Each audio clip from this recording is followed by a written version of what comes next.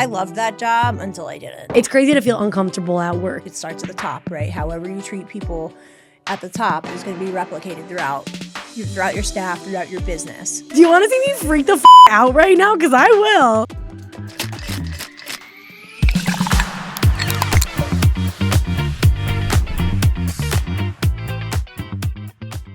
So like one of my biggest resentments, the quickest way to lose me as a friend is we had a deal. Because I will always pull my end of a deal. If I say something, it's golden. And if something happens and I can't honor my deal, there's a conversation. Hey, this is what you and I agreed to. This is what happened. This is why I can't do this. How can I make it good on our end so you're not upset with me? What can I do to make up for this? It's not just, oh, well, it didn't happen. And like, fuck you, avoid it, whatever. Do you know what I mean? Yeah. Do you think that that's something that your parents taught you, or do you think that that's something that you inherently just had I think yourself? this is something I inherently just had. Was like, we had a deal. Like, my word means a lot to me. And like, it really pisses me off because a lot of my resentments were, well, I did my part. And then you felt, oh, fuck you, I don't have to honor my deal with you. And then you went to war with me and you didn't even know it until you had the effects of it. You know what I mean? All because you didn't feel like you needed to honor your word. It was something that was usually something small. Yeah. And it wasn't even over the fact. It wasn't over the money or whatever you were supposed to do. It was more about the fact that, oh, fuck me. No, fuck you. You know what I mean? Like, you couldn't even say fuck me because you were too much of a coward. Yeah. But, you know. Do you think that you were always like very just like strong and like? I had to be. I think it was something I learned because I was getting pushed over. I was getting pushed around. So once I thinned up or whatever, like, I was always really smart and I always knew that things weren't normal and things weren't right. And then like the more I got like validation from that, the more outspoken I became, and the better I looked, the more even more outspoken I became. So I started to realize I could say shit off the wall, and nobody. She's pretty. Let's let her do it. Or she's crazy. We're scared. Yeah. Like, she's fucking big. Yeah. She's gonna fuck me up. Yeah. So like going back to when you kind of became more independent, right? When did you start working? So I started working at 13. Oh, okay, shit. Yeah, so remember that job Alfonso's? My mom, I had mono and was out of school for like a week, dude. I hit a weed pipe up from my brother's friends and got mono immediately. Oh, I would have been pissed. I was so mad. I was really sick. I woke up and like couldn't move my neck. But either way, after like towards the end of that, I was like getting ready to go back to school at the end of the week. My mom's like, "Hey, it's a shame you haven't feeling good because Phyllis needs help at the restaurant and like it's only a few days a week." I told her you would do it. I was like, "Mom, I'm like 13, I'm in 8th grade." She's like, "Yeah, but she doesn't care." Yeah. I was like, "I bet she doesn't." So I went. My first job, I made it was like $2.15 an hour serving tables plus tips. And if I had like a $50 night, I was like so excited. I was like, I can buy a whole bag of weed. No, I was just talking about my cousin, or talking to my cousin about that too. I feel like when you're younger and like your priorities are all like shifted. I remember like, I mean, I started working at the restaurant pretty young too, but I was only working part-time and I had like another job part-time, and I just like wasn't telling each job about the other job so they could sign off my school paper so I could work. And so I remember like working in retail, they would like sign off on a couple hours. I think that I was allowed to do like, I don't even know, like 20 hours. That's no tips or anything. Yeah. So I'm making $10 an hour at 20 hours. And like after taxes, I'm making no money. Yeah. And I remember telling my cousin, like we were talking about it, and I was like, dude, I literally couldn't even afford weed back then. How the fuck was I smoking? I don't even fucking get it. You find ways. No, but street urchin friends. No, for real. But then that's where like the restaurant comes in and like the tips and stuff, and like you start making a little bit more than minimum wage. It's all like under the table and stuff like that.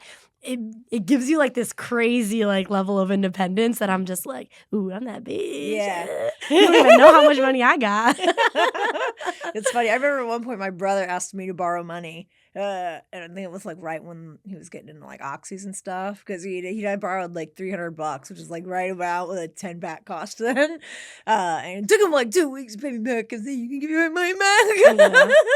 Bro. But it was weird because like in 8th grade, letting my brother who's like, you know, like 18, you know, lending him money, you know what I mean, for whatever reason. But yeah, I worked at Alfonso's and like I have so many memories. He was full Italian and she was like part Italian. They'd been married for a long time. They would get mad at each other and it'd be like a cartoon. They'd be throwing shit in the kitchen. I just standing out there terrified. It was cool. My mom was friends with them for a long time. That lady made the best food. And I've said before, like, so I felt like her and smoking pot, like, saved my life because I was anorexic. I didn't eat. I saw that movie, Miss Congeniality, where she was, like, eating carrots and celery sticks.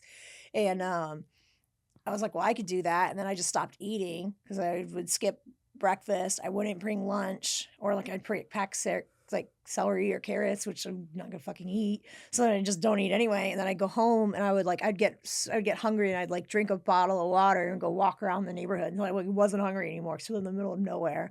But when I started working, she would always make me food.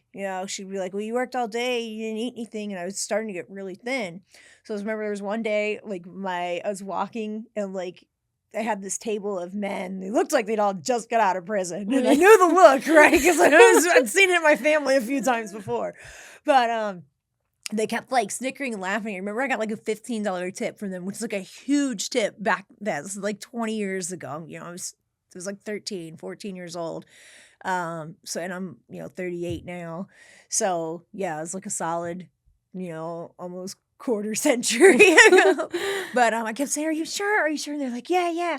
And then they had ordered liquor and I had to card him, right? And I wasn't even old enough to be bringing them like beer or wine or anything like that. And like the owners had me bring it out. So I bring it out after he had ordered, and then he comes back, the owner does, and then cards the guy again and was like, yeah, no, this isn't like a valid idea. This isn't gonna work. So he takes the guy's drink back, and the guy kept going, psst, psst, can I get a drink? And I thought he was asking for liquor, so I was ignoring him. I was like, because I didn't want to lose my job. And if I was like, no, like a soda, can I get something to drink? Oh, my bad.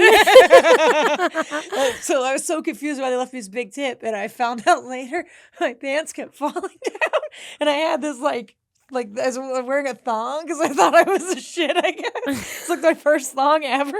And like my pants kept falling down. You could see like the little G-string part. Oh, I was like, that's why I got such a big tip. Oh my gosh. It's so funny to me because I remember like when I was younger and stuff too, like I started bartending right when I was like 19. So like right around my 19th birthday, I started bartending. I'm not even old enough to drink at this point, Right. But like in Connecticut, you're allowed to serve alcohol as soon as you turn 18. So yeah.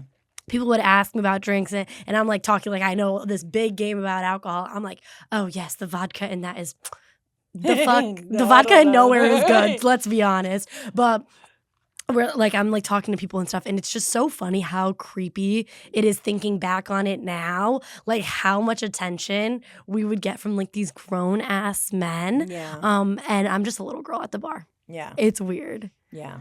Yeah. There was a lot of that. I felt like, so I worked at this place called Fiddler's Green that I really, really loved. And I was like every position there. I was a hostess. I was a bar back at one point. I was a drink runner. I was a food expediter. I worked in the back and did like, they made their own croutons and their own salad dressing and everything. Like everything was made in-house at this place. It was so great. I just really liked it. It was a family. It was like a family, like a group of friends owned it, and they all owned this like big house in Ponte Vedra too. But it was it's an old casino right on Volano Beach in St. Augustine, Florida.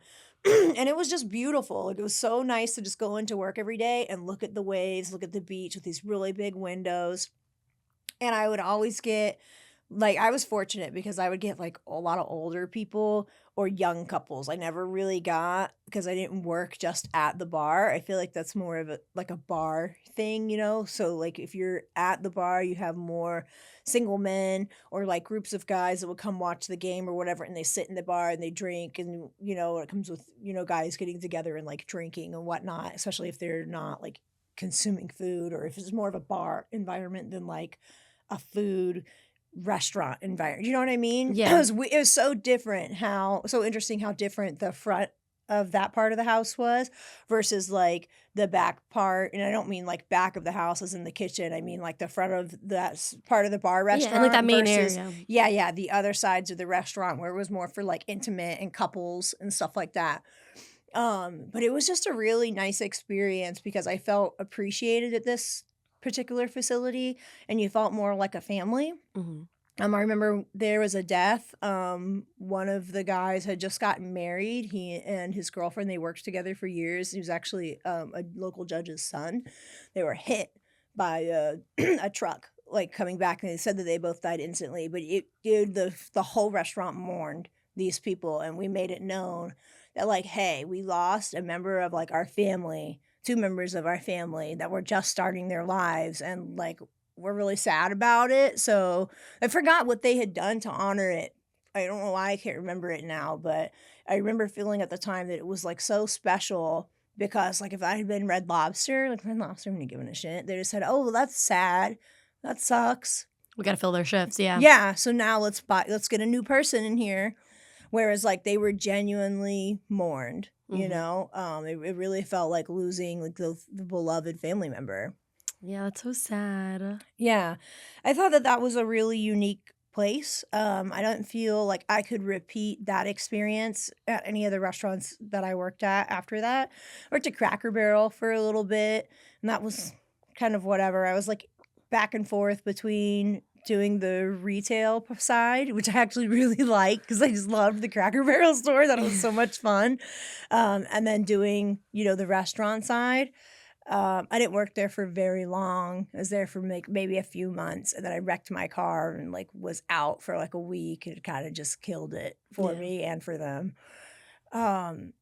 I worked at Domino's for a while, which I talked to you about. It's not the same. I don't really consider it a restaurant, right? Yeah, but still, you're working with food, you're working with people, Yeah. And I think that it has like a lot to, like the hospitality has a lot to do with like every aspect of it too. You know what I mean? Like what I do here is hospitality. Yeah. What I do like at the restaurant was hospitality. Yeah. Retail, retail is a fucking monster. Yeah. And it's not it's underappreciated. You know what I mean? I worked at Polo for 2 years when I quit Domino's.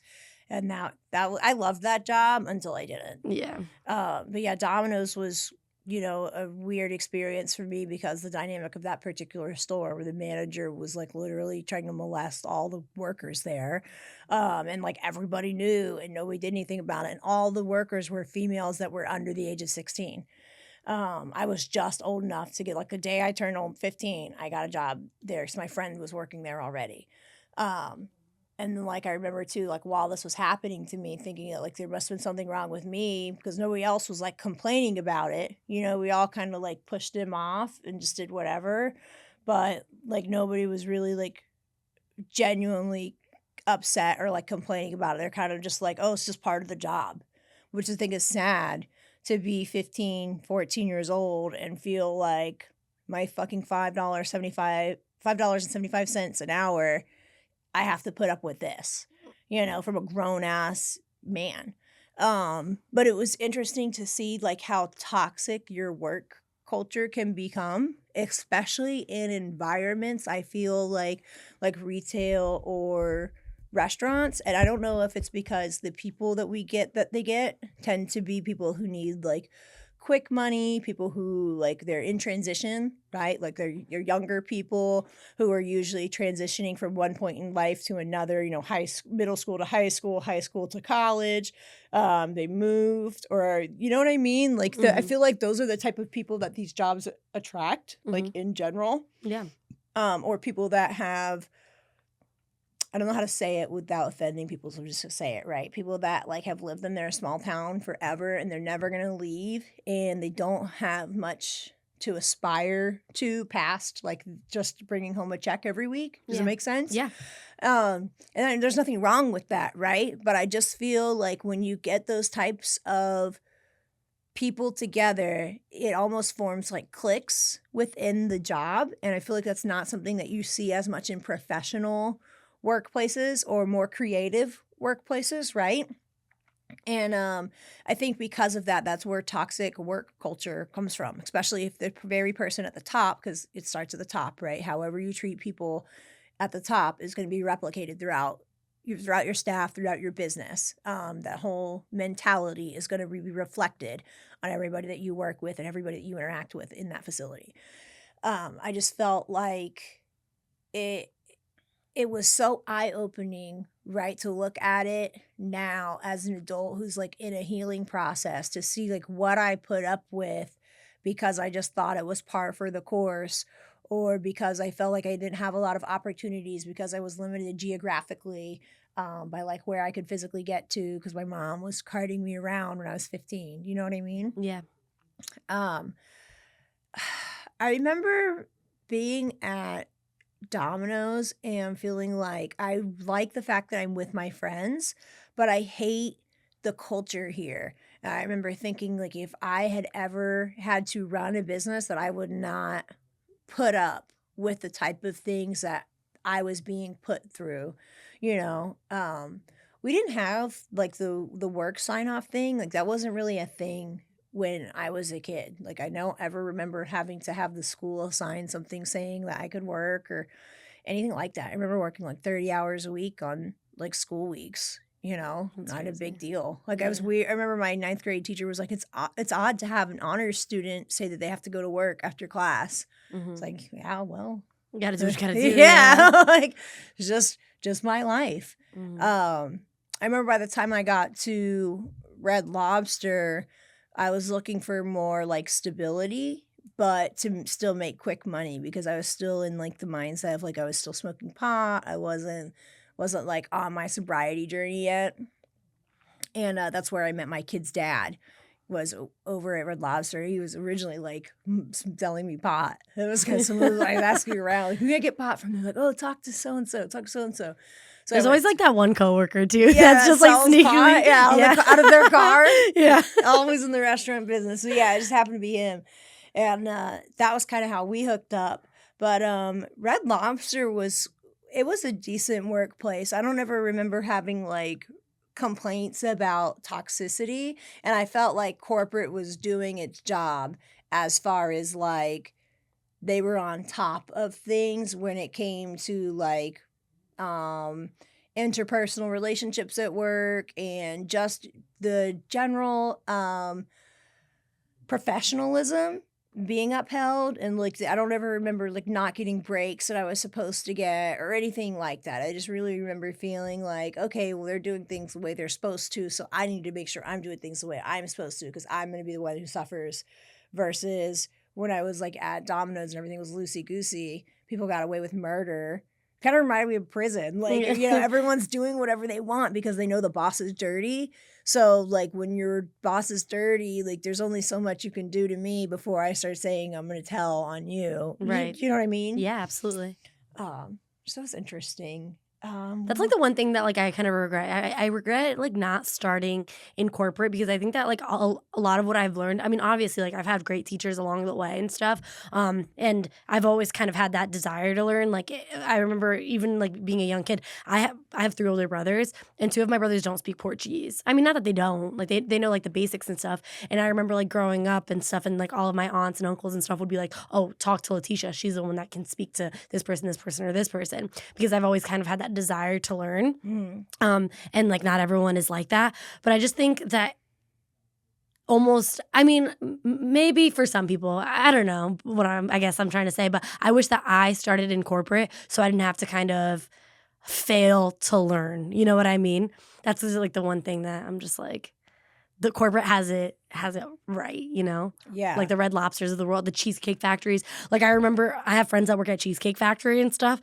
To become a server there, you have to memorize the pages and pages and pages of food they have. You have to know all the specials. You have to like have this crazy system, and you have to kind of work your way up. And I agree that like a lot of places should like work their way up and stuff because it kind of develops more of like that love and like that passion for the place. It kind of creates more of like that family environment that you're talking about.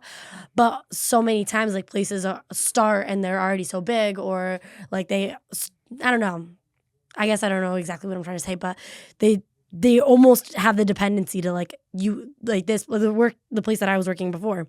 You have to hire people as servers to start off because you don't have enough time to move train everyone everybody. up. Yeah, no, that makes sense. Well, and you got to think too. So, like corporate, they're tried and true. They've got millions of dollars behind them. They've got a lot of money invested in this, and they have consultants to come in and tell them, "Hey, this is what works best. Like, this is the best way to implement like steady results and structure, and to have." Essentially a chain of command that people will respect and listen to.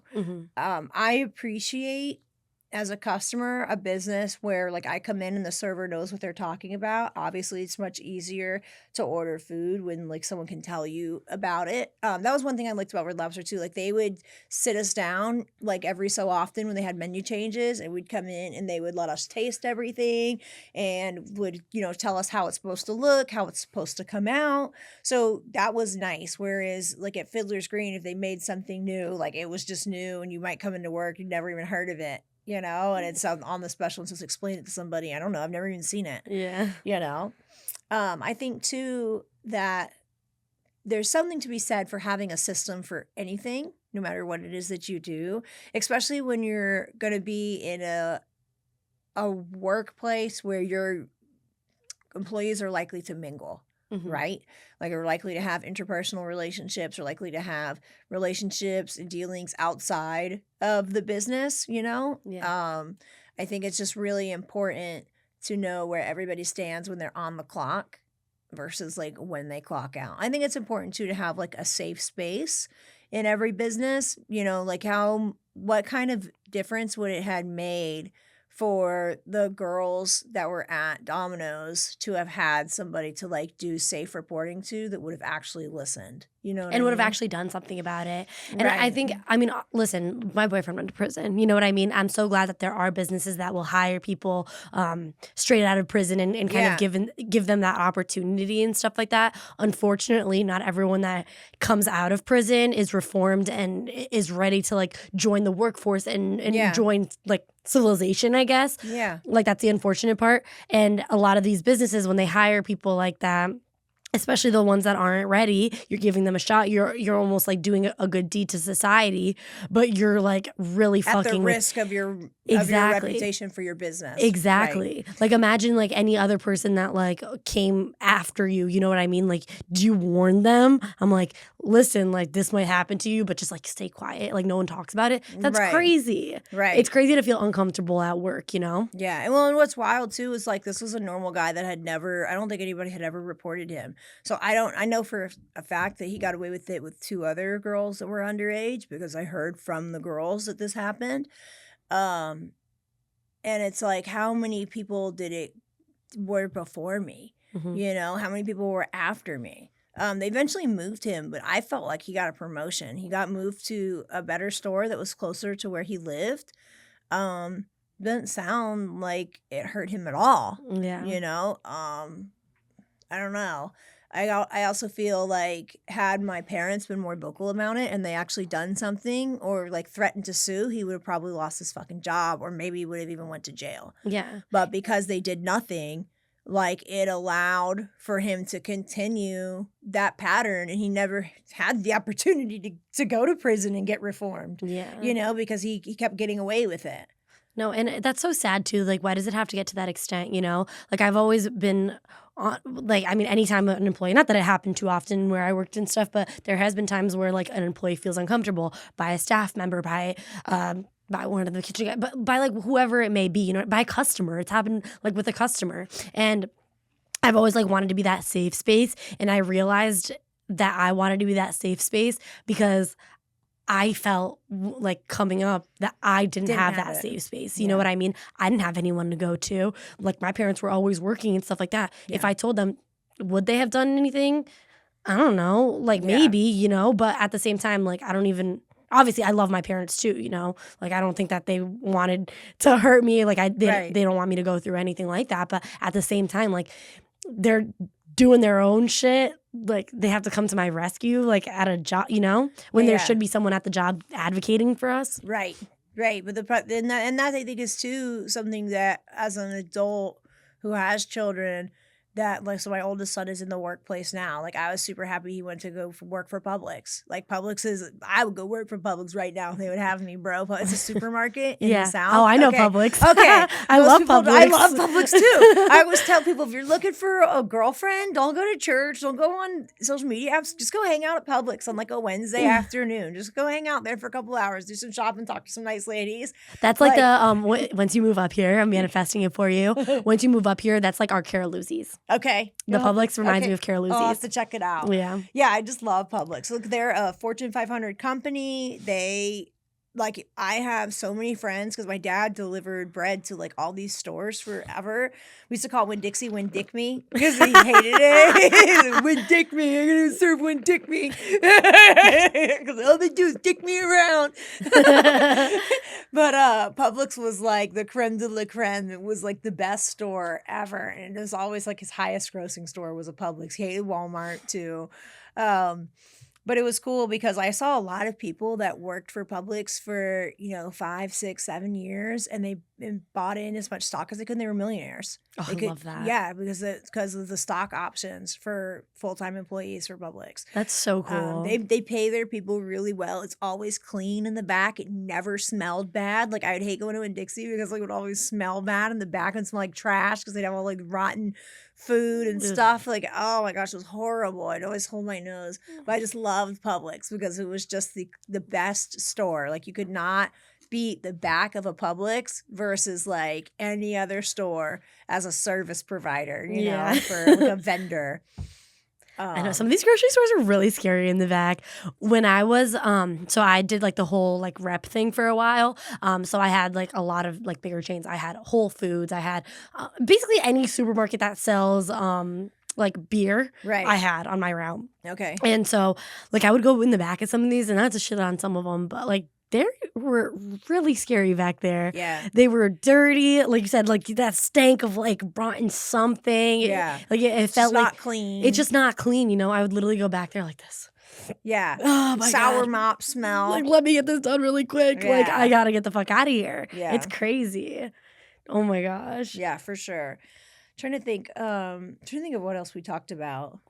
I don't know. But were you a server at Red Lobster? Yeah. Did they give you guys any problems like with you and your ex there? No, not really. So I had quit by the time we really became like something serious, and he quit shortly after. He'd worked there for like 8 years. Oh wow. But he had just got certified when I met him to be an X-ray technician. Oh, so, cool. Okay. Yeah. So he kept it like just to have, but he was doing school, like. He was doing school, and then he was working and like trying to do Red Lobster like on the weekends. And he would always want to give away his shift. So after a while of him just giving away his shift every weekend, he'd be like, yeah, I don't think I'm going to stay there. I think I'm just going to quit just because, he was a baker in the beginning, and he worked his way. I guess he started as a dishwasher, then was baked the biscuits, and then he worked his way out to the front eventually. Those biscuits are so fucking Dude, those good. biscuits were fired. Still like, good. see, that's a job that I would get fucking fat because those biscuits, man, fuck. I'm so glad my job didn't give bread at the table. Dude, you buy the biscuit mix at like Sam's Club, and they make really good chicken pot pie. Oh, really? Really good chicken pot pie. I'll have to give you the recipe. It's super easy too. It's like frozen vegetables, part of rotisserie chicken, and then like cream of chicken soup, and then you could mix it with like the cheddar or like any of the cream of soups, right? Yeah. And then you use that as your base with some cheese and some onions, and just throw it all in a big pie, and then you put the dough on top, and you can freeze it. Mm-hmm. So it's great because you can make a couple of them, like if you guys are working a lot, and then when you come home, you just put it in the oven for 30 minutes, and you've got a meal for everybody, for all night. It's so great. I have to try that. It's so fucking good. I have to go to Red Lobster. I need those biscuits. Nice and warm. I haven't been, we don't have, or I guess we still have like a couple of the chain stuff, but I feel like Danbury in general is a lot more like family owned stuff. Yeah. I remember, I think we were talking about like, so I used to see people do like drug deals on their break a lot. And it was always weird to me when I would see people. It was normal to me seeing people get drugs. It was always weird to me when I would see them like go to their car to sell the drugs because like I never really expected it. But there was quite a few times where like I was using, and I would like so I'd work a double. So I'd have to have my dude come up and bring me something, like drop off a couple pills, and I'd go on like my 30-minute break. We'd use the whole fucking break to just go in there and take my pills, and then would come out and would have energy for like 3 hours and then be miserable by the time it's time to go home. Oh, that fucking sucks. I think that I've always been like super scared to do drug. I mean, like I didn't really like have too much experience with I didn't have too much experience like a lot of drugs, but I remember like hitting a cart one time during my shift, and I don't know, maybe it was like towards the end of like me smoking and stuff, because like in the beginning I was so young that I was like can't wait to get out of work. I'm gonna smoke. I'm gonna like Yeah. chill, and I'm gonna go to sleep. So then like I remember one time that my friend got a cart. It was like my first time hitting a cart, and it was like 15 minutes before my shift started, and I remember tweaking the fuck out. Like I was like, I'm not well right now. I could not do this job. And I have coworkers now, or I mean, I had coworkers like even recently that would be like, don't tell on me, and like hit their cart, and like they'll be fine. And I'm like, how do you do that? Tolerance. That's so crazy to me. And they'll be like, do you want? I'm like, no, I don't want it. Like, do you want to see me freak the fuck out right now? Because I will. I wish I was like that. Give me a little fucking chill pill. That's so funny. My drug of choice when I was working was alcohol. So see, I never was like really into alcohol, but I would drink if other people were drinking. So like I remember my friend got me a job at Domino's, and then I got two of my other friends a job at Domino's. So it was like it kind of seemed cool, like when it was just us and that one manager wasn't working. And like I said, eventually they did move him, so he was gone. But like I remember there were days where the managers would go buy us liquor, because there's like a little liquor store like 2 stores over. He would go buy us like stuff to make mudslides, and we'd be drinking the back. I remember one day, so they have cornmeal everywhere, right? And I like, it doesn't take a lot for me to get drunk. Like even now I'm like halfway through a drink, and I'm pretty fucked up because I just don't drink, right? But I like there's cornmeal all down like the line where you make your dough and stuff over here. You slap the dough out, and then you tray it, and then you sauce it, and then you push it down to the cheese and seasoning and the toppings. And this whole thing is lined with cornmeal, but I just ran and like slid my hand through the cornmeal, and it went. They just cleaned it, dude. And it went everywhere. And my boss comes out, and I'm fucking covered in it. I'm just sitting there like, he's like, "What are you doing?" I was like, "Hey, like cornmeal." Oh man, I ended up like by the end of the night, I was like crying in the corner somewhere, waiting for my mom to come get me. Someone was like, "Hey, you guys better do something with her, because they're like underage kids drunk in your workplace. If somebody comes in and sees this is gonna be a big problem for you." Yeah, fuck. Yeah, like I remember there was people that would like hook up in the cooler. There was one guy, it was a driver, and his girlfriend would like, I walked in on him one day in the cooler and just walked right back out. So I was like, okay, that's not what I was looking for. It was late at night.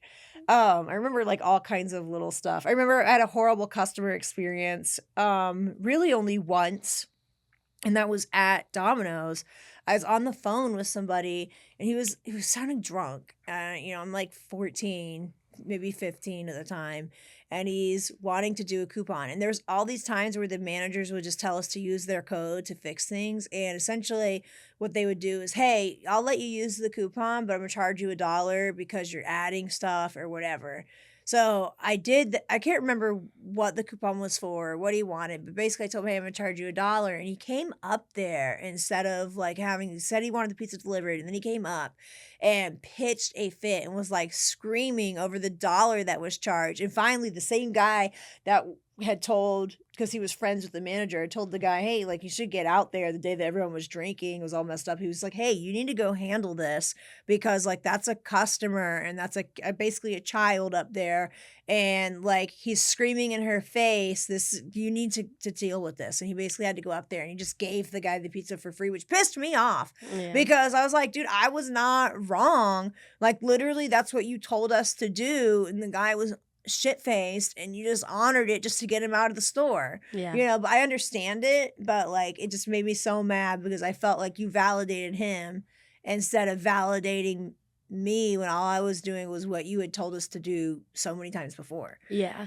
I think I got like really lucky in that regard, especially when I was younger, because like my manager, like I had this giant, I mean, like at the time he felt giant to me. He's probably like a normal sized man, but like tall, strong Albanian guy was my manager at the time. And he, this one time where like the kitchen was super backed up. We were so busy. Like it was slammed. I don't remember exactly what holiday it was, but it was a holiday. I remember that.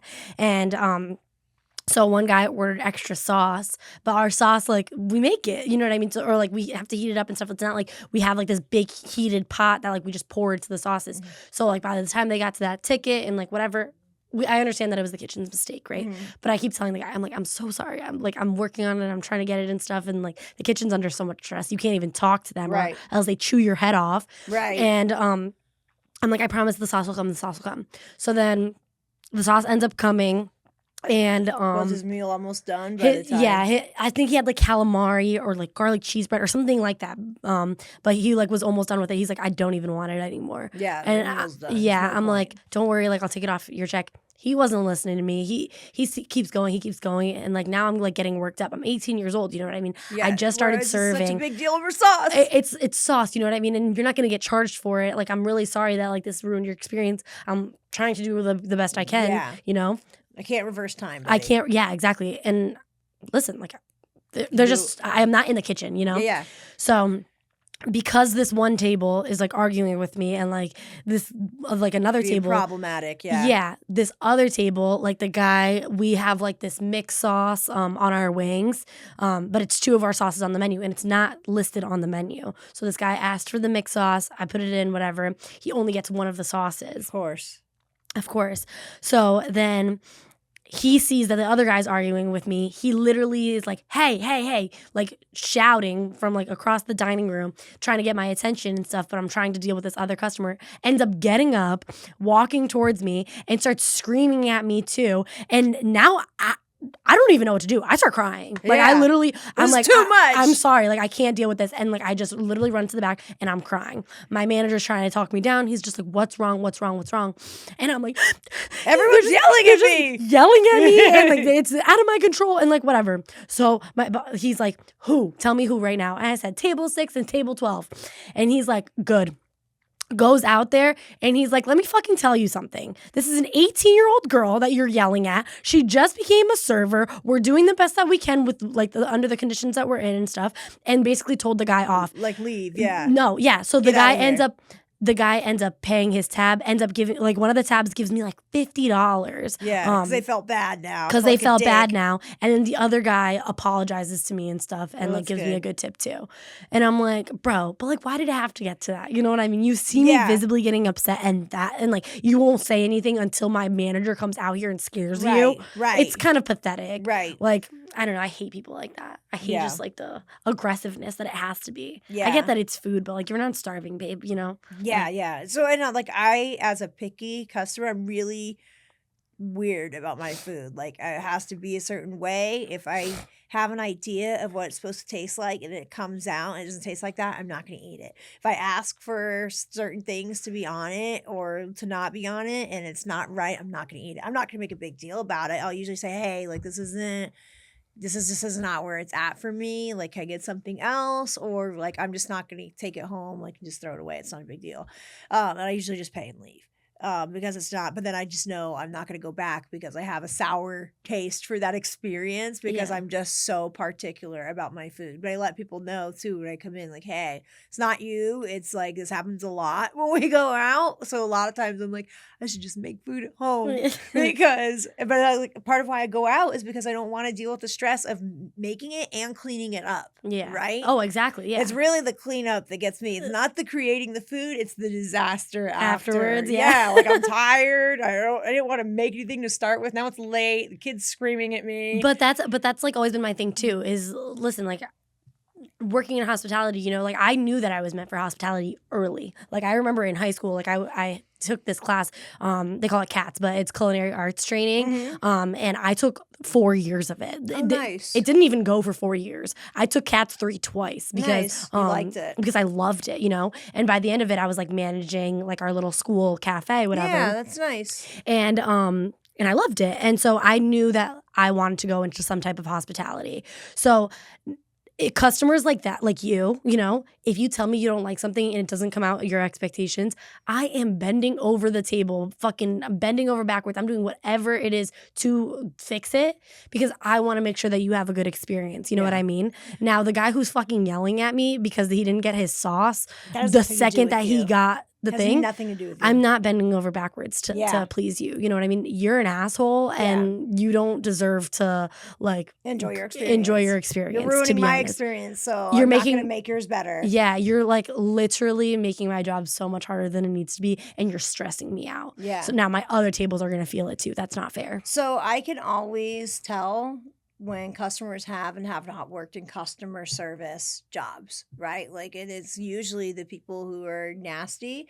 And I think it's weird how it's become part of like the norm to have customers come into a place of business and basically make it their goal to make someone's day worse, right? Like they're feeling small, they're feeling bad about themselves, they're angry about something else, and then they come in, they see that it's busy, they see that you're having a bad day, and it's almost like a vulture circling for the antelope to die. You know what I mean? They're just waiting for their moment to swoop in and just bite your head off.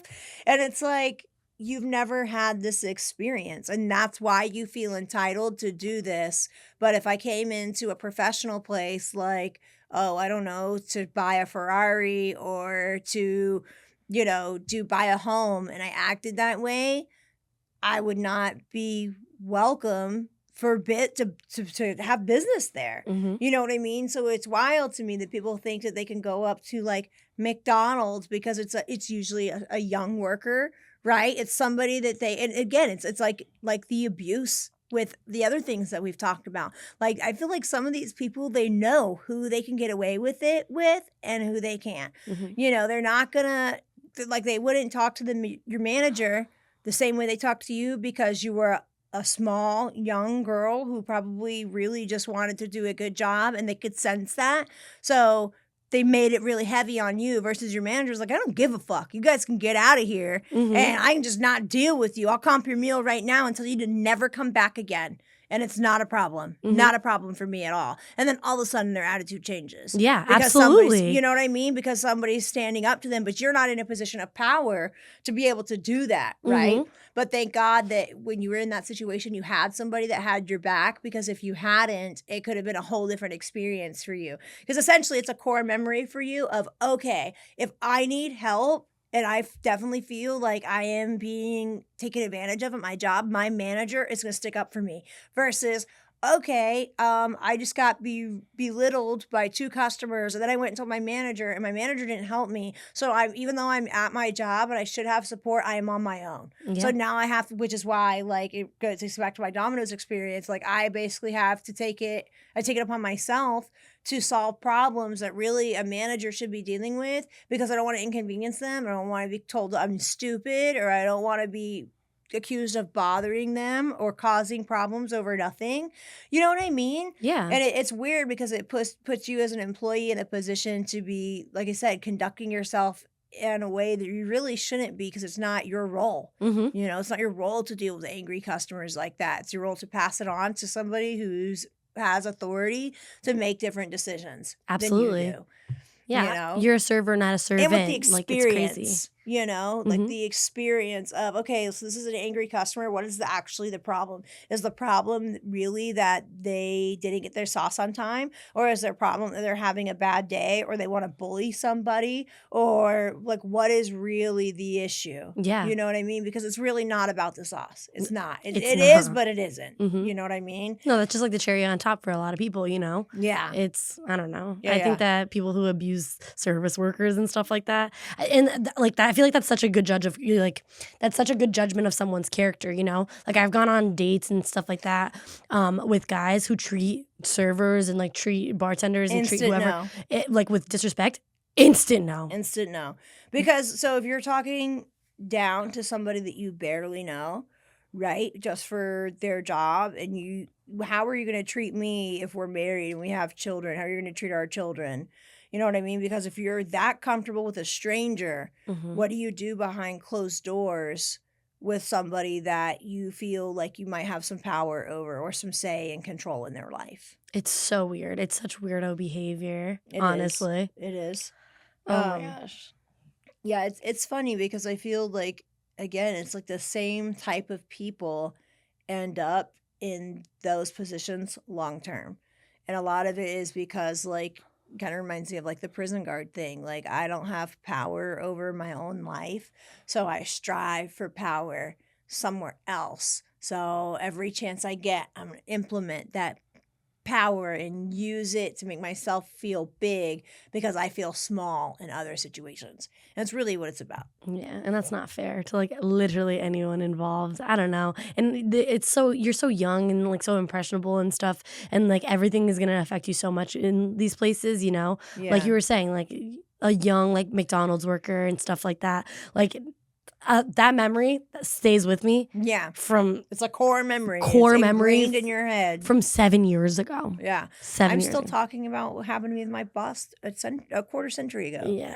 You know what I Because mean? it stays with you, you know? And like now, listen, I might not recognize the person, you know, I'm not going to recognize them and stuff, but I'm not going to tell you that like if they had like if someone with a similar attitude comes in, I'm going to treat them the way that I would have treated that person, even though I don't recognize them, because now I know what you're going to do, what your reaction's going to be. Yeah.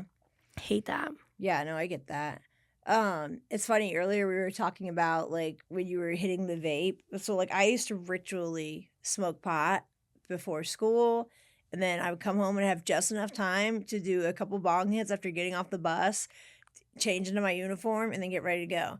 And there was one day where I did like an extra big toke. I had some really good pot, and I remember I got to work and my boss took one look at me and was like, in the back. I was like, what? And then people, like 2-3 hours later, they like drivers were coming in, clocking in, and he was like, look at her. And I was like, what? And they looked at me and just because like my eyes always give me away. I was so stoned. My eyes were like so glossy and like big and bug-eyed. I must have folded, I swear to God, 300 boxes that day. I was just back there folding cheesy bread boxes and pizza boxes. They're just stacked up everywhere because they were like, they didn't want to send me home, you know? But they couldn't put me out front.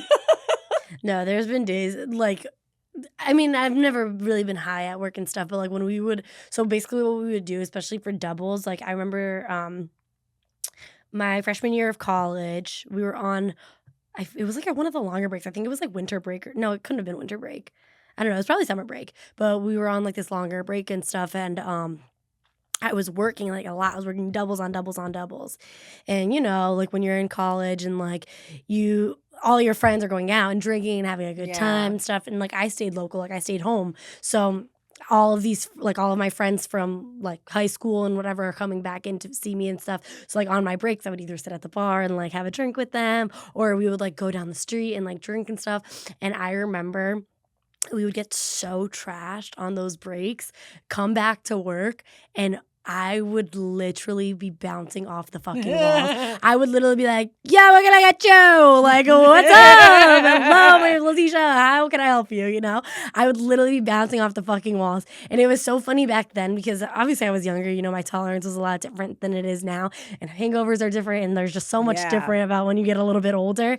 But I remember being young and doing it and literally being like, I'm on top of the fucking world right now. Like, I am making all the money. I am my friendliest. Like, it puts you in this, like, I don't know, this headspace where, like, oh my God, drinking's actually good for me. and then you have, like, some rude awakening, and it's just like, oh, yeah, no, drinking is not good for me. Like, I should not be doing this. That's so funny. I loved it, though. We used to have parties after Polo, because like I said, I worked at Polo from, like, 15, like, 18 or so, and we would like get together and just have these parties. My friend Sam, she worked with me at Domino's. We're still friends to this day.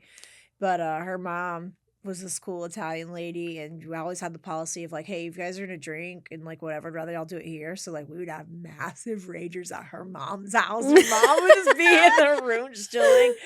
I just loved her mom. Her mom was so cool. But like I remember there was one day where like I had basically all of Polo like at her house afterward, and we had these shifts that were like on call shifts. Did you guys ever have to do those? Yeah. Oh my God, those were the worst. I liked it when Obama came out and was like, hey, if you expect them to be ready to work, you need to be ready to pay them. Yeah. So even if they don't have to work, so if I have to take, so basically for those people at home that don't know, on call essentially meant that I needed to be prepared and ready to work, and I would have to call my job and ask them, hey, do you you need me today? And they would say yes, come in, or they would say no. Well, they used to almost always say no, right? So like I went out and we did this party and we didn't go to bed till like, I don't know, probably 4 a.m. And then like 10 o'clock, I have to call because they were like, my friends were like, oh, are you supposed to work? And I was like, no, I'm going to be on call. They're not going to need me.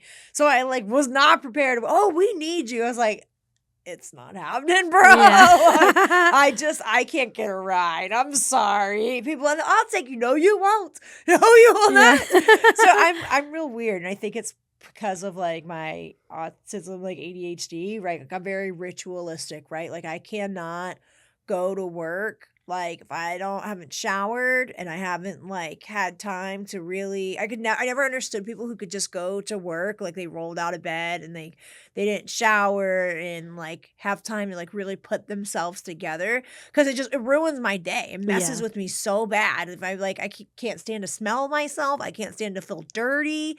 It just really, really bothered me. Yeah. And I was just the person where like if I can't do the ritual, I will not go to work. Right? Like if I can't take my shower first and like steam my clothes or like, cause I was really into like we'd iron our clothes and like it was just a whole thing for me. I never understood people who could like just have clothes in the back of their car and then like just transition. Yeah. Yeah. And so no, I can't. Like I've been at school all day or like I went and ran or I feel dirty and sweaty. How can you just go clock in after that? No. And you could always tell. I think it's so funny when people do that and you're just like talking to them and I'm like, you literally didn't go home. Yeah. That's really crazy. Yeah. Like, I would watch people that would like have all-nighters and then would go into work. They'd be like, yeah, that last 15 minutes of sleep was crucial because it was like really the only sleep I had and the alarm went off or I woke up before the alarm. Yeah. But you know what though is like one thing that I will say about myself is I've always been super responsible when it comes to work. I don't know, maybe because like my parents worked so much, I just kind of had that ingrained in me. Yeah. I literally got arrested, got bailed out at 6 o'clock in the morning, had to be at work at 8:30. I went home, took a power nap for an hour, showered, did my hair, did my makeup, went to fucking work, worked a double. Good for Open you. and closed that bitch. I would not have went. No, by the end of the day, like you could tell that I did that. At like 8 o'clock, my boss literally comes up to me and he's like, what the fuck is wrong with you? I go, I'm not gonna lie. I've been up for so long. I need to take a nap. And he was just like, go home. I'm like, thank that's you. good they understood that. Well, that's because he knew that no matter what, I was getting to work. Yeah. No matter what. If I had to walk there, I'd walk there. Yeah. So like I had people that were like that. My dad used to always have to be like that because he owned his business. It was just him, you know? Fuck. So like there's no one. Like, I remember one day I was helping him. And he was so sick, he literally took 2 bread trays, which are like plastic trays that literally the loaves of bread sit in and you stack them. And he laid on the ground, on the trays in the truck and made it like a little pallet to lay down because I've never seen my dad so sick in his life. But I had to like do the whole thing. It was a lot because like I was, like 18, 19 and come home from prison and was like struggling again with drugs. So I'm like trying to help him put this together. It might have actually been before prison. I can't remember. But I just remembered like I think it was after I was trying to like help him and like he was just being so miserable and so ornery. And like it was my fault that he was sick. But you know what? You talk about like getting arrested and then going to work. So there was one guy at Fiddler's Green. This was actually really sad. He got hooked on pills and like so I had actually quit before this was going on, but I was kind of like in and out of the restaurant even after I quit. Sometimes I'd come back for like a day or two and work for somebody because like I just knew stuff. They called Ginjer and see if she'll do it because they needed somebody. But I came up to the restaurant and just happened to be there, and he was in the office. And I had heard that like somebody had been stealing the tips because we used to have to do tip out to the cooks and to the drink people. We tipped out everybody at that restaurant. It was the only thing I didn't like about it because I felt like I made a lot of tips that I gave away, to people that like I didn't really feel like did much for like. So it'd be nice where I'd have to tip a bartender when I didn't have any drinks made. That's bullshit. So yeah, I felt like that was stupid. Or why am I tipping the drink runner $5 and the bartender $10 when I had no drinks made at all night? $15 is a lot if you're only making 50. You know what I mean? It's like 30% of what you made. Yeah. You know? For your little 4-hour shift or whatever. But yeah, they had set up like a camera, I guess, because somebody kept stealing the kitchen tips, and they found out that it was this guy. He worked there for so long. He worked there for like a decade. It was sad because they fired him. I think they were lucky. He was lucky that they didn't press charges against him because they could have. But like everyone was really sad over the fact that it was him, and he got fired because he was like one of the main people in the kitchen. He was like one of the last people that anyone ever would have expected to do it, I think. But yeah, it hurt me to like watch what some of my people went through, because I knew a lot of people that were like involved in the pills because like of the time frame, you know, since early 2000s, Yeah. right? So like 2005, 2006 was around this time. So it was like pills were still like a big thing because they hadn't really shut down the pill mills and stuff till like I think it was 2011, 2010 Yeah. was when all that stuff was happening. But you know, I would watch stuff like that. There was another day where somebody had an active warrant. I worked at this place called the White Lion downtown. It was actually a really good friend of mine, and she knew she had a warrant, right? And she called her boyfriend and goes, "Oh, like apparently, I guess I have a warrant." Like he's like, "Dude, you knew you had this warrant." Like she's making it sound like she didn't know. It was like a big mistake because everybody's around. But that lady that owned that place did so much for her. She used to buy her daughter diapers and all kinds of stuff, and she was in the back buying pills. Like so, I was like, dude, really? Yeah. Like, come on, man, you know? But that was interesting to have the cops. I forgot how she got busted out. I think somebody told on her or something, but she'd come outside and they were out there and like tried to beat feet and didn't make it. but and I can only, I was fortunate nothing like that ever happened to me. I never had to file like any police reports at work, or never had any issues like that. You know, I did a lot of retail work. I worked for Polo. I worked for Nautica, both as managers. Rue 21, I was a manager there. This place called Styles, which was like kind of like a Rue 21. Where else? Did Polo for a while. Did not Toys R Us. It was Babies R Us? No. It was dang, what's the name? It's another popular toy store. It was like Toys R Us competitor, but it was like an outlet. I can't remember. I have to look it up. But I really actually liked that job. It was a fun job. My niece and nephew were really young then, so I was like always buying them stuff. That was my problem too with retail, was I was always bringing stuff home. Mm-hmm. So it was nice when I worked at Domino's, because like in the other restaurant, because I said I was hungry because I wasn't eating throughout the day. So like I would eat one meal, which just happened to be from the restaurant. You know, I'd eat a thing of chicken kickers from Domino's, or a whole fucking cheesy bread, or like when I was working at the restaurant, whatever Phyllis made me, I would take home and would eat. So I felt like it really helped me to like just be able to have enough energy to clock in the next day, so I wasn't so thin, you know? I've made a lot of good friends too in the restaurant industry. You know, I had people that like I went to school with. That's how I got most of my jobs. I went to school with somebody who worked there, and they were like, "Hey, come up here, I'll get you a job." Because I was always a hard worker too. I didn't become a bad worker until like my Red Lobster era, where like, and even for a while I was a good worker there, but like I just couldn't be the best because I was busy like chasing pills, you know, and I felt like it really affected me as a person, right? Like, and they always tell you that it's going to, and you know, most people that get involved with drugs think it's not going to be them, which I was like that too. Well, I'm doing just fine now. Okay, well, 10 years down the road, it's a huge problem, you know, and I couldn't really be depended on. So I was kind of like, after Red Lobster, I didn't really try to do a lot of work anymore. I kind of wanted to get out of the service industry, just because I felt like it was just so energy consuming. It is. And it wasn't balancing out. Like the work-life balance was just not there for me. And like I was never really a nightlife person, so I hated being out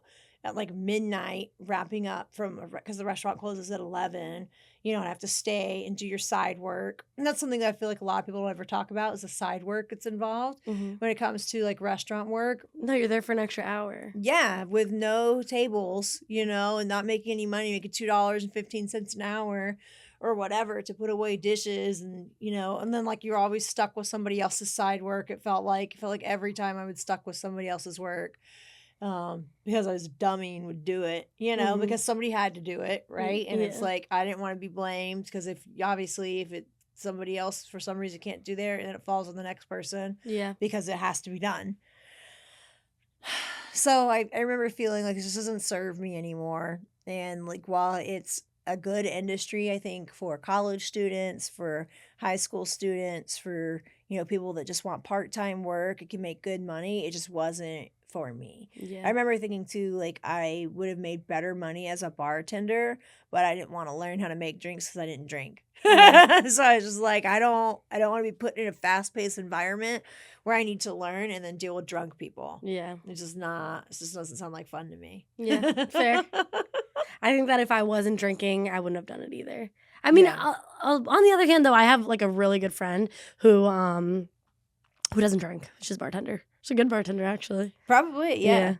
Probably a really good bartender. She's like stable up there, what I mean? So she's chilling. Yeah, but she makes great money, yeah. She does. She's a ball of energy. Yeah, I know a lot of bartenders that clear over 100K a year. Yeah. They make good money. Yeah, well, that airport bartenders, like especially in these bigger airports like JFK and all those are clearing over 150. No, I didn't know that. That's crazy. That's super cool. I mean, if it wasn't so far from me, I'd be like, shit, give me a couple shifts.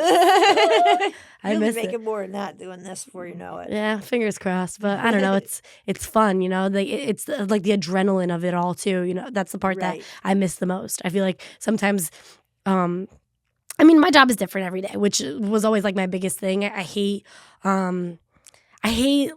monotony. Yeah, like stagnant. Yes, like I hate the stagnancy of the restaurant in a sense too, because like you really if it's a busy shift, advance so much. Yes, and there's only like so many tasks that you could do within that job. And realistically, like you'll meet different people and stuff, but the conversations all start getting repetitive, and every day starts turning into the last day and what the next day is going to be when you're kind of like burnt out of it, when you kind of feel like like one of my mom's biggest things too, when I was growing up and stuff, and she kind of said it more to relationships, but the kind of like eating till you're full. Until you're done with it. Yeah, so women particularly. Yeah, so I literally ate my restaurant. I ate that job until I was full, and of course I'm glad that I'm out and stuff. But at the same time, like there's so much of it I miss, and I love when I'm like talking to other people about it, and like it just like clicks, like something happens, and I'm just like, oh my god, let me tell you my story about that, Yeah. So I really do love it. Would you ever own a restaurant? Fuck no. Because I was like, I could see you and like Chef going in on something because he does the catering and stuff. I was like, maybe you guys could open a little shop. What I would do though is I would definitely open up like an event space. That would be cool. Like get like a big warehouse and like Chef could do like the catering and stuff. He has the staff. I'll do all the decorating. I'll do all the lights and all that yeah, stuff. There you go. We need people for lighting. I've done like I used to do like all the balloon arches and things like that. Like I have a lot of like table arrangements, things like that already. That's just because I've always been that person for my family. Yeah. So I mean, like I would love something like that maybe in the future. Let me know. Because I've already got the Wolf Life Entertainment LLC, so we could just merge them together. Yeah, we'll do a little bit of everything. Well, me and you will do the designing, and I've got like the big storage containers going with me when I move. Yeah, there you go. No, that'd be sick. That would be cool. Ian told me years ago, he's like, "Dude, you'd be a great like event planner," and I was like, "I've never had an opportunity to do that." Yeah, and that was the funnest job for me because by the end too, I love doing that type of stuff. By the end of that, in the restaurant, because we had an event space attached to the restaurant, that's all I was doing. I was booking parties. I was like making menus. I was doing all that stuff. I love that stuff. It's the best. It's so fun. So that for sure, restaurant, fuck no. I could see you guys opening another business and that doing really well, especially like once you guys move into like being married, having kids, stuff like that. Obviously you could still do this that whole time, but like I could see you really having like a family-centric event space, and you could use it for, because you guys are essentially a multifaceted hub for creators, right? That's kind of how I view this studio, which is part of why I feel like it's so important for me to physically be here, because I have so many more opportunities working with you guys and learning from you guys than I ever would, even if I took the same amount of money and did the exact same thing that Ian has done. Like it's just something very special. You know what I mean about the talent and the people that come in here and the feel that you and Ian give off of like, hey, like if you're willing to put in the hours and the work, like we would love to help you. We won't do it for you, but we'll show you how if you're willing to come in every day and put the effort in. Yeah. You know, and like a lot of businesses aren't willing to do that. It's almost like you guys give away a little bit of your magic, but it's to keep it going. Yeah. You know, We don't and I want, could but see that's you opening a space though, other than this, where like you do events and you do like maybe creator outreach, you know, maybe where we say, hey, if you're a creator in the tri-state area, like twice a year we'll do events, right? And we'll decorate it and we'll make it a thing, find a way to write it off on our taxes. Well, no, you know what, like and it's so funny because like in my high school journal, I literally like cleared out my mom's house. I'm officially moved out of my mom's house. Okay. It's been 6 fucking months in the making, but I'm Nice. officially moved out. And I was clearing it and I found my journal that I've been writing in since 2016. Right. So like I'm like looking through it and stuff, and it's so funny because in one of like my journal entries and stuff, and I said like this must have been like 2018, 2019. I said, like, what's the perfect title for me? Because like I'm obviously not happy where I'm at, but obviously like there's room for growth, whatever. I'm young. My perfect title was a GC. Like I basically said like a GC for like the events and stuff. And like I literally found like so many like different kind of ways to connect it and stuff. Yeah. And like it's just so funny that we're talking about that now because that's such a goal. Yeah, I could one of these definitely days. Hey, I got a little bit of money. I've been asking. Yeah. I got 75K put up. I was wanting to do like this documentary thing with it, and like the more I talked to Ian about it, and because he was really my point of reference for this, because I know a lot of people in the film industry. But like to get something like that going is monumental, especially if you don't have like big backing. And then if I have big backing, like how much creative control do you have about like how?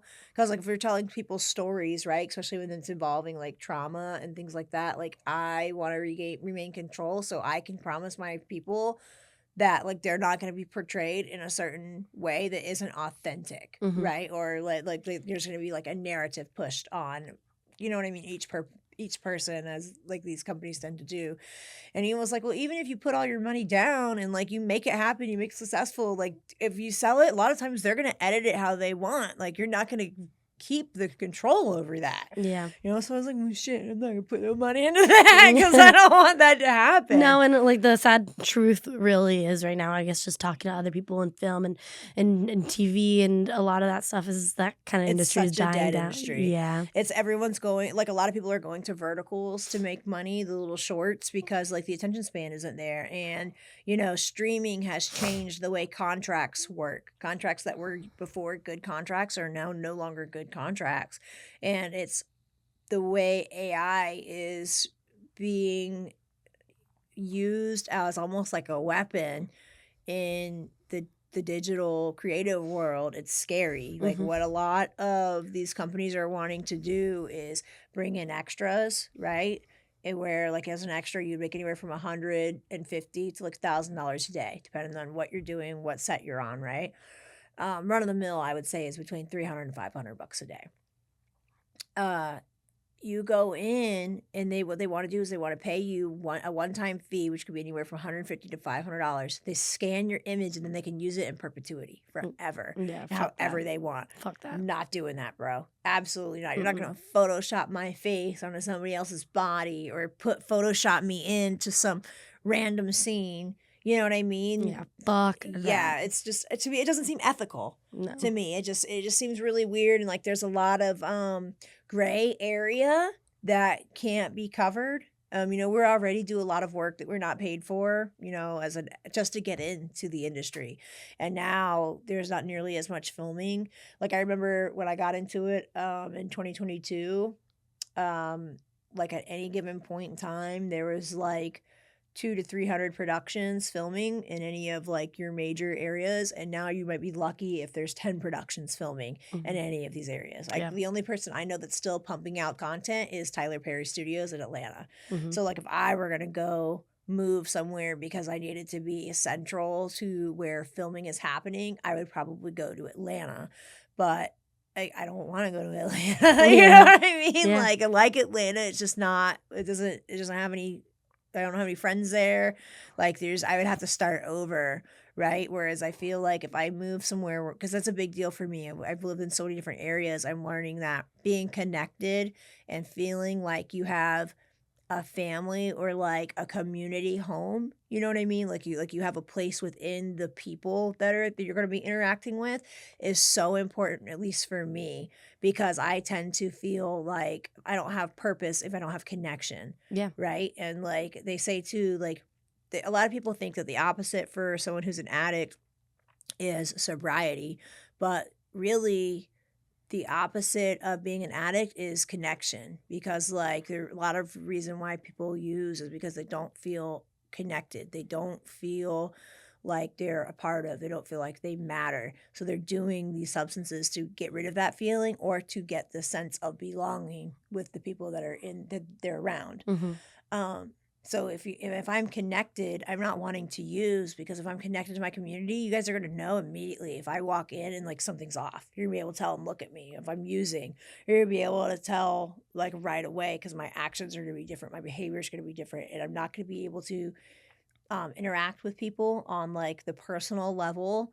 That really is what I believe makes me a good contact to have, because I build lasting bonds with people. I even told Ian when I first met, like I build long-term lasting friendships with everybody. So like if I don't immediately like try to bond to the person that I'm interacting with, like how many messages have I sent you? You know what I mean? Ian's probably really happy to have somebody else, because we're just spamming these random messages, asking all kinds of just random questions. I feel like every time I send a message, it's like, oh my God. No, there's just please find a new mentor. No. There's just some questions that you'll ask me, and then I'm just like, why'd you just ask me that? Like you're like, would you ever move to the city? I was like, no, fuck no. Fuck no. Well, because my thing was, because I'm already thinking, like, if I'm moving out here, what does my community look like, right? And what is, if I move out here and my community were to leave, would I still be happy in that area? So that was why I was asking, like, yeah, we will never move to the city, don't worry. Well, I didn't know if, like, maybe you guys would move to, like, LA because you get a good deal or something. That's even worse. Ian would drop that good deal. He's fine right here. He hates it. No, but, like, literally, I hate the big cities. I want to be outside the city. I want to be close enough to where I can go and enjoy the things in the city, but I don't want to deal with the city life every day. So this is actually kind of perfect for me. I was looking, like, here in Stanford. Oh, Stanford's a little bit more city than I would do. I think that Danbury, I mean, like, we're not in Danbury right now, but Danbury is perfect. I actually really like it up here. Yeah. Well, I like it too because, like, I want space because of my holiday stuff, right? So I feel like I can get the space I want. I can get seasons. I can get a creative studio, and like I've got a boxing family already over here. Like they're every day I've been here. Hey, are you coming to the gym? I'm trying. No, you're not. You're not trying, Wolf. I'm laying in bed, feel like I'm dying. I was like, I just don't want to get up. Yeah. And then if I wanted to, I could go into the city and enjoy Broadway and enjoy like all the different cultures and all the different foods, and I could do the circus arts, and it's really not far and it's not hard. No. And if I wanted to stay in the film industry, which I really don't, like, to be honest, the only reason why I got into the film industry was because it was convenient. I fell into it randomly, the same way I fell into everything I've ever done. Like somebody I knew was doing it and was like, hey, I think you would be a good fit for this. You should do this. And then I went and did that. The next thing I know, I was on set, like less than 2 days later, I was on set of a big production. So it just kind of has happened like that for me. But you know what's interesting? Looking full circle, had I never moved to Charleston, I never would have gotten the modeling experience, right? Had I never had the modeling experience, I never would have been confident enough to go into try to do TV and film work. Had I never done TV and film work, I never would have shared my story on a public platform like this because I was never really looking to I wanted nobody to know that I went to prison because I wanted people to forget. But then I was like, well, how am I helping serve any message? Like, how am I helping my community if I let people forget? And I like to head things off, right? So I used to almost use it as like a weapon. Like, oh, I used to do drugs, like I was crazy, and now I'm, I just got out of prison. You want to hang out? Yeah. No? Okay, cool. Yeah. Cool. I don't really want to hang out with you anyway. But I think it's funny too, like something that you don't even think will change your life well, like if my cousin had never told me like, let's go to this, I'm 14 years old, my cousin's like, let's go to this party at Tuxedo Junction. If it weren't for that, I wouldn't have gotten the taste of like going out and like having this party life, whatever. Right. But going into getting in a car accident, getting the job at the restaurant, that restaurant leading me to Ian leading me to this, and now I fucking love what I do, Yeah. Never would have happened. Yeah, so it's really interesting. So like I tell people, say yes until you have to say no, right? And no can be a full sentence. Yeah. Like there's nothing wrong with no, and that's just it. Because I'm the type where I want to explain to people why, and I feel like I don't owe anybody anything anymore. No. But I feel like it would just be so nice, right, to feel like I belonged, and like the talents that I've always had that I felt like, are they really talents? Like, does everybody just have this? Like, is this something that I just like created in my head? Am I really actually that good at making connections and making friends? And I look back and I'm like, I actually am. Yeah. Like I keep in touch with people really well too. And like I don't ever burn bridges with people. So I feel like it really puts me in a good position to be in this type of field. But I wouldn't know that had I not done all these different trials essentially and tribulations. And if service work really, can like customer service stuff really put me in a position to be able to navigate so many different types of relationships and things that come up when you would think of like contractual stuff, right? Or like how to deal with things with tact. I feel like I learned a lot of that in my customer service position. So it's like I went through all these different jobs that didn't really serve me at the time, but they helped me build my people skills so I could be good at talking to people and interviewing people and really understanding body language. And you know what I mean? Yeah. Like to an extent that I never would have before. Yeah. So it's a beautiful thing. Yeah. So thanks. Yeah. Thanks to all the customer service jobs. I quit. Yeah. Brought you here, and that's all that matters. Yeah, right? Well, Ginjer, thank you so much for coming on Tips and Secrets. It was fun. I'm going to make sure before you leave. We recorded another episode. That Leticia literally just doesn't know how to do her fucking job. So Leticia.